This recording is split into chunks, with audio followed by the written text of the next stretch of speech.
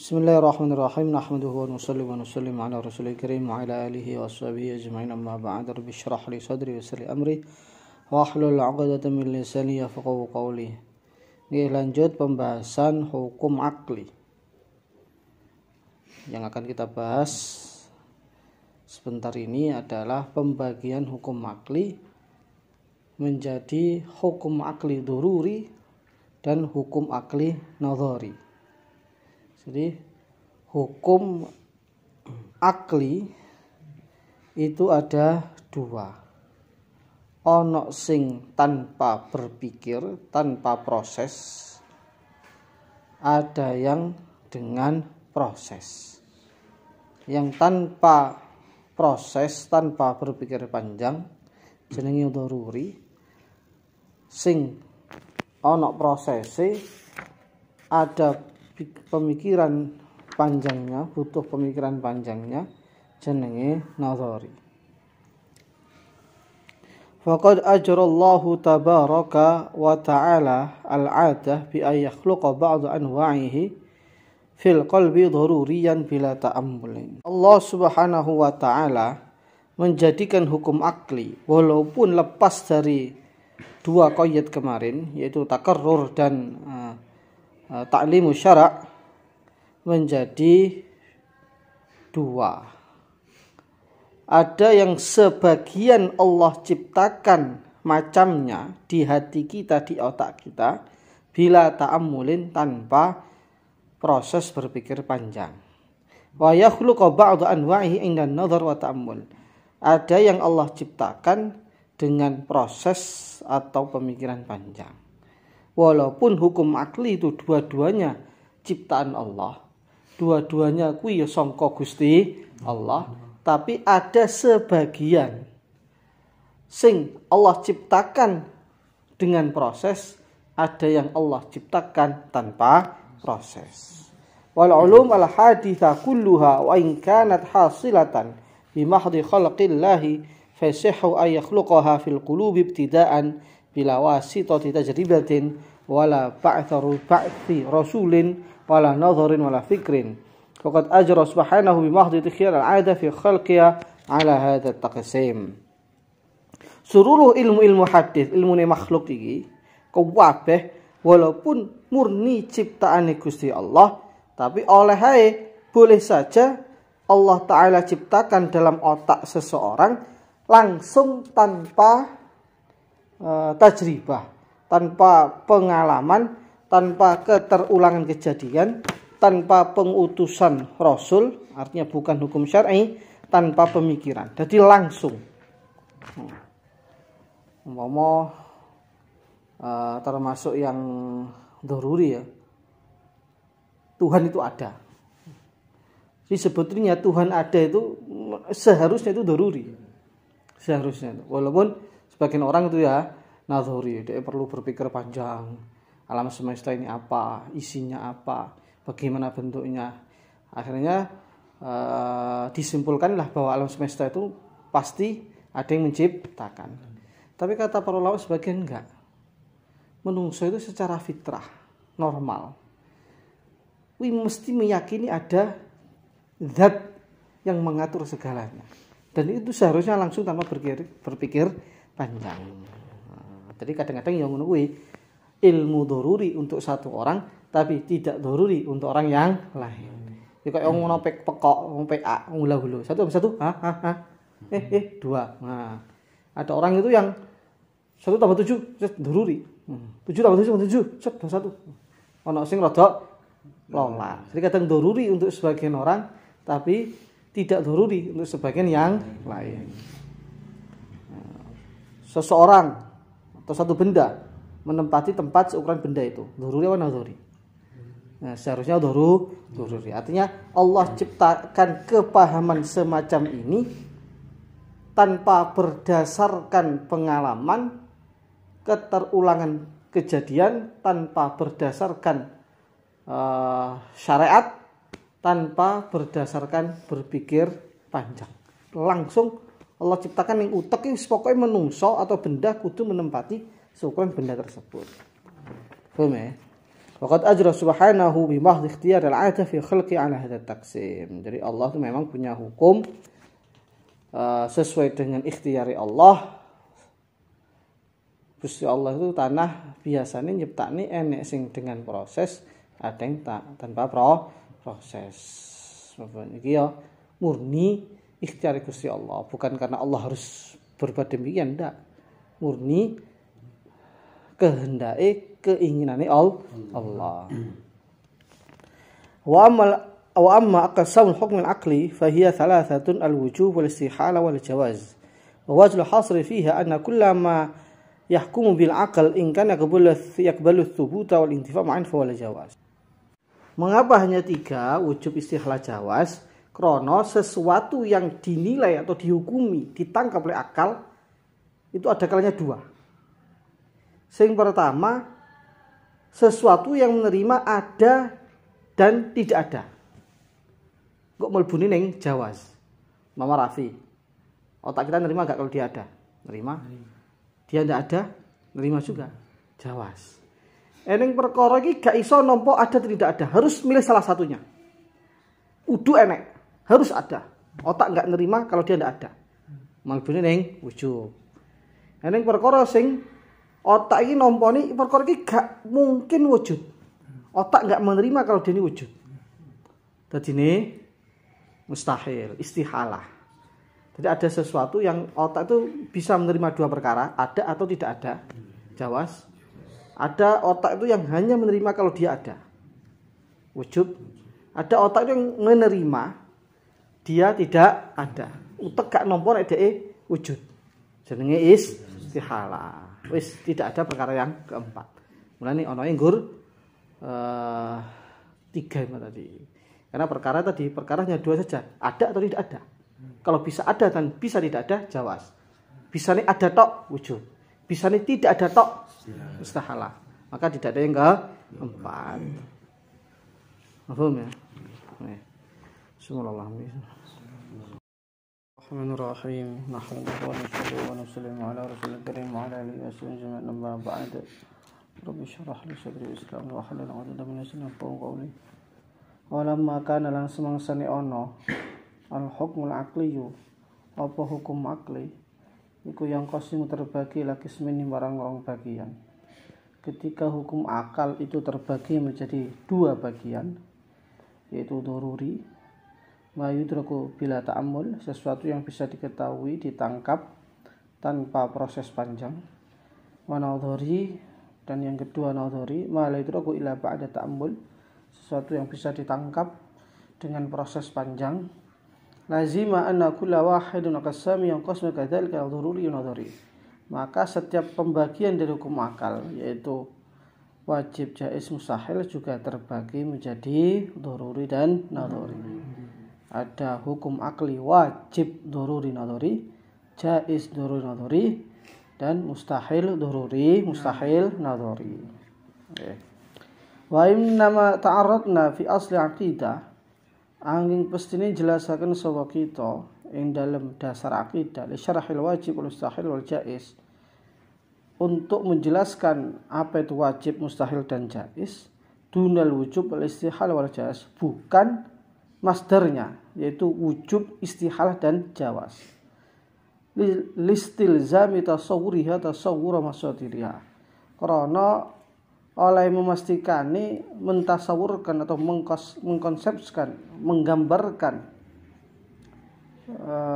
wajib, mustahil, jaiz, tasawwura masatiriha, ing konsep atau gambarane masdar sumber-sumbere wajib, mustahil, jaiz. Li'anna al-mushtaqqa, karena terusnya isim mushtaq iku hasli khusus min masdarihi, sangka masdare mushtaq alladzi ya masdar ustuqqa kang den cetak apa alladzi minhu sangka masdar. Wa ma'rifatul akhassi utawi ngawari perkara kang khusus iku tastalzimu netepaken mestiaken apa si ma'rifatul akhas ma'rifatul ammi ing ngawruhi kang luwih umum bi khilafil aksi kelawan sebaliknya, bukan sebaliknya. Wa aidan لما ذكرنا أنه يجب على المكلف أن يعرف الواجب الصحيح الجائز في حقه تعالى وكذا في حق الرسول عليه الصلاة والسلام ولم نقل يجب أن يعرف في حق الله تعالى في حق الرسول وجوب الصلاة والجواز كان الأنسب في مطابقة ما سبق أن نتعرض لشرح المشتقات وهي أسماء الفاعلين لا المشتق منه وهي المصدر. Jadi ini penjelasan kenapa kok yang kita jelaskan itu wajib, mustahil dan jaiz. Sifat wajib, sifat mustahil, sifat jaiz. Kenapa kok gak masdari ya? Sifat wujub, sifat jawaz, sifat istihalah. Kata beliau, krono kalau kita membahas wajib, mustahil, jaiz, otomatis juga bisa menggambarkan apa itu wujub, istihalah, jawaz. Kenapa? Karena mustaq itu lebih khusus daripada masdarnya. Sedangkan ada kaidah mengetahui perkara khusus itu mesti mengharuskan, menetapkan mengetahui yang lebih umum. Jadi perkara kuwi nek sing luwih khusus wis ketahui, yang umum ikut. Tapi kalau yang umum diketahui belum tentu tahu yang khusus. Umpama begini. Contohnya Daus sebagai wong tahasus. Kalau saya kenal Daus, mesti saya kenal yang lebih umum dari dia sebagai seorang manusia, sebagai anak tahasus, sebagai santri Al-Fatah. Tapi nek aku kenal Al-Fatah, belum tentu saya ngerti Daus. Paham ya? Atau lafaz yang lain, umpama pemukulan, dorbun, pukulan atau pemukulan, masdar. Itu kan asal dari kata isim fa'ilnya itu dorib. Dorib itu dicetak dari dorbun. Kalau kita tahu dorib, orang yang memukul, tentu kita tahu pemukulan. Paham nggak? Kalau kita tahu dorib, orang yang mukul, tentu kita tahu pemukulan. Karena dorib asli dorbun. Tapi kalau kita tahu pemukulan, belum tentu tahu dorib. Paham nggak? Nah, begitu juga ketika kita membahas wajib mustahil, otomatis kita tahu apa itu wujub, istihalah dan jawaz.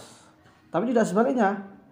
Kalau kita tahu wujub, istihalah dan jawaz, belum tentu kita tahu jaiz, wajib dan mustahil. Paham ya? Kemudian alasan yang kedua, karena memang kata-kata dalam ilmu kalam termasuk dalam matan syarah surah sughra memang begini redaksi. Yajib ala kulli mukallafin ay ya'rifal wajib wal mustahil wal jaiz. Setiap mukallaf wajib mengetahui perkara sing wajib akli dalam haknya Allah dan haknya Rasul. Jadi memang yang dibahas di matan itu perkara yang wajib untuk Allah, bukan kewajiban. Sehingga paling cocok ya yang dijelaskan ya wajib, mustahil, jaiz, bukan wujub, istihalah dan jawaz. Faham ya? Oke, insyaallah lanjut lagi besok. Bismillahirrahmanirrahim.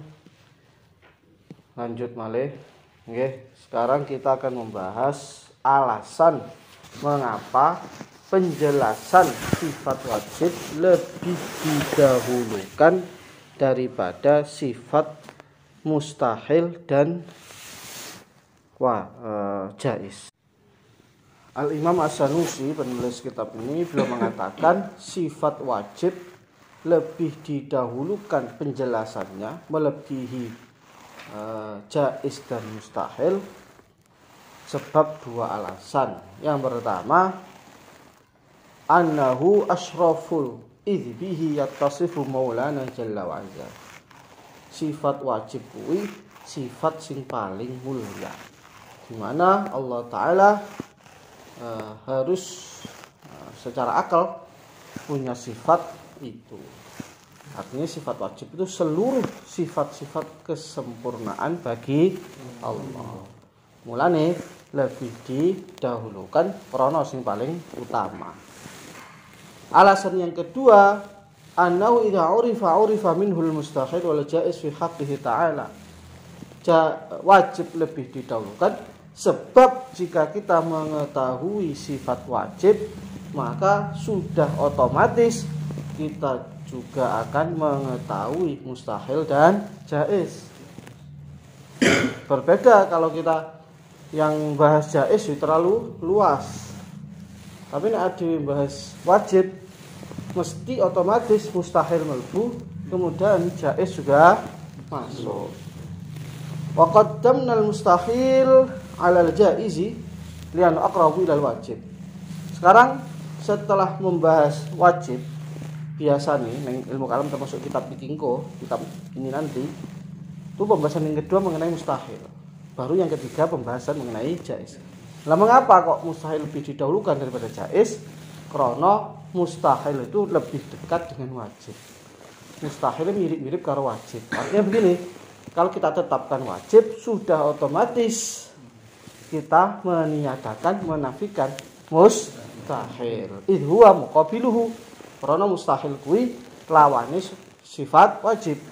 Wa aidan fal jaiz shibhu murakkabin lima thabata lil wajib min ath-thubut wa lima thabata lil mustahil min an-nafi wal wajib mustahil shibhu basitaini idh lam yathbut li kulli wahidin ila ahad amrayn wala syakka anna murtabat al-basit haqqu an takuna qabla al-murakkab. Kemudian alasan yang kedua, mengapa mustahil lebih didahulukan daripada jaiz? Karena sifat jaiz itu syibhu murakkab, semi perkara yang kompleks, perkara yang istilah itu numpuk-numpuk, yang tersusun-susun, yang rumit. Tetapi nek wajib mustahil perkara yang basir, yang tidak kompleks, tidak rangkap, juga tidak sulit. Artinya perkara yang sederhana. Loh kok iso? Iya, soalnya wajib mustahil itu hanya menetapkan satu perkara saja.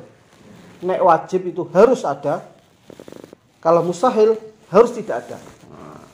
Kalau jaiz dua perkara, bisa ada, bisa tidak ada. Paham ya? Nah, karena jaiz itu bisa ada dua perkara sing numpuk, sing rangkap, yang kompleks. Nah, sehingga derajat perkara yang sederhana, yang tidak numpuk, yaitu apa? Perkara yang wajib mustahil lebih layak untuk didahulukan daripada perkara sing murakkab, sing numpuk, sing kompleks. Ini paham gak ini? Ini apa kok pembahasan wajib mustahil lebih didahulukan daripada jaiz? Karena perkara jaiz itu murakkab, perkara yang numpuk, yang kompleks. Sing angel, istilahnya angel. Karena dua sisi ada dan sisi tidak ada, bisa ada, bisa tidak ada. Nah, kalau wajib dan mustahil itu hanya milih salah satu saja. Nek wajib itu harus ada, nek mustahil harus tidak ada. Karena milih salah siji dianggap perkara yang basir, perkara yang tidak kompleks tadi, yang tidak rumit, istilah sederhana. Nah, perkara yang sederhana lebih dahulukan daripada perkara yang tidak sederhana, yang kompleks, yang rumit, yang begitu. Mulane jaiz mustahil lebih didahulukan, wajib mustahil lebih dahulukan daripada jaiz. Paham enggak ya? Ketokane ruwet gampang.